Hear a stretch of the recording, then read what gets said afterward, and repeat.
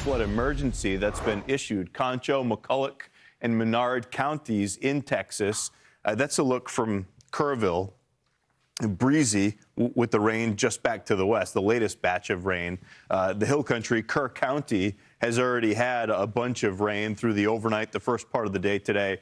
There's more moving in from the west. And north and west of Kerrville, where you saw the live picture, that's where we find spots like Menard, where these totals are just huge that we've been keeping an eye on. And with that, the National Weather Service in through here. So broadly speaking, this is what we have happening, this line of storms from back to the west of the Metroplex down off to the south and west. That's the flash flood emergency that I mentioned. So the highest tier of flood alert that can be issued by the National Weather Service. And they save this for when there is a heightened risk to both life and property. You notice in this whole zone where the heavy rain has been, those are all flash flood warnings. But this zone, the three counties that we talked about, the bulletin here from the National Weather Service indicated some areas that have seen up to about 9 inches of rain already, with an additional 3 to 5 inches of rain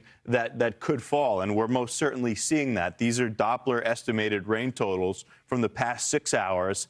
5 to 6 inches of rain, but some of the actual measured tallies, we were just updating that graphic up in the Fox Forecast Center. Menard is leading the way. So you've got this sprawling coverage of places that have had rain already, and now the actual boundary, the front's moving in. That brings with it more rain, a number of flash flood warnings that are in effect, and that one emergency in through here. But broadly speaking, there are flood watches up all the way east to I-35, Denton, Metroplex, all the way down to Austin. You need to be aware that you've got this hazard in the forecast, and it is approaching from the west. From right now through tonight, the early part of the day tomorrow, that's the flood threat. And this is the second day in a row, second consecutive day that we've had a level 3 out of 4 threat. And right where that was indicated by the Weather Prediction Center, now we have that flash flood emergency, and we've seen some of these numbers, just huge tallies for rain totals so far. Once that boundary clears you to the east, now all of a sudden the overall threat of the flash flooding outside of the rain that's already fallen and is still finding its way, talking about places where there's terrain like the hill country, the water can still come up after the rain stops.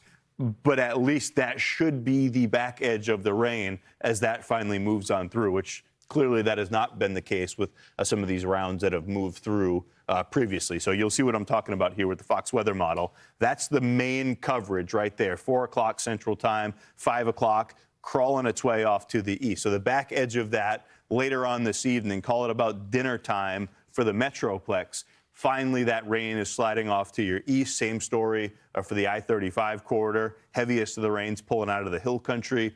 That slides off to the east. Outside of in through here, the boundary does have a hard time clearing, and that's part of the reason why the hazard runs all the way through tomorrow morning. The coverage won't be what we've seen or what we're seeing right now, but the overall threat of rain and what could be still some lingering heavy rain, it isn't gone. It's just a lesser coverage. So just be mindful of that.